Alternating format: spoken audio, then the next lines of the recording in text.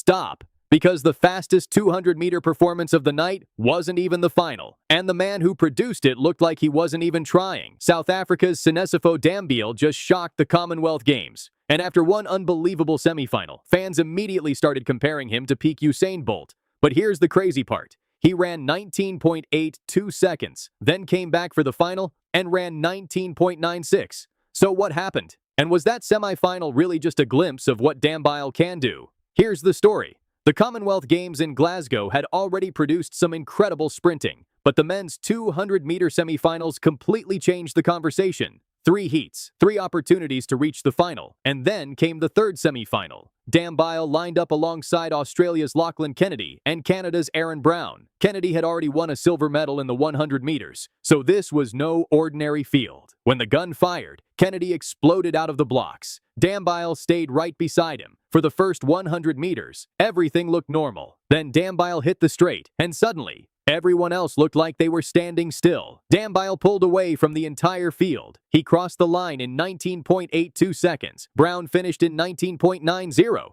Kennedy ran 20.12.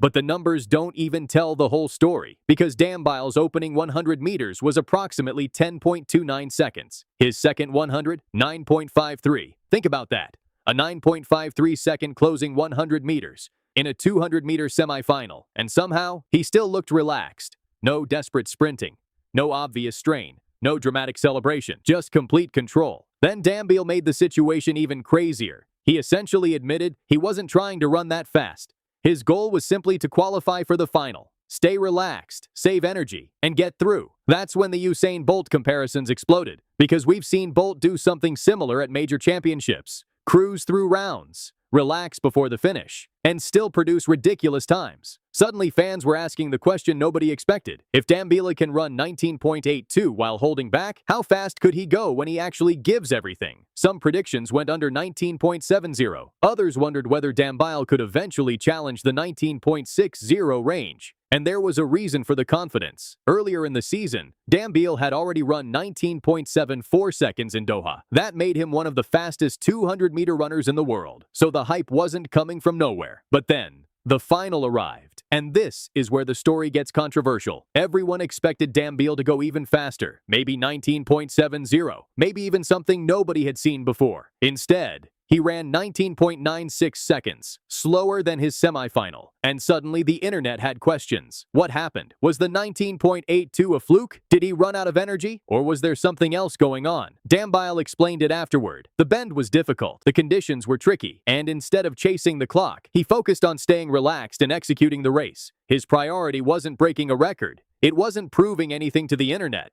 It was simple: win the gold medal. And that's exactly what he did.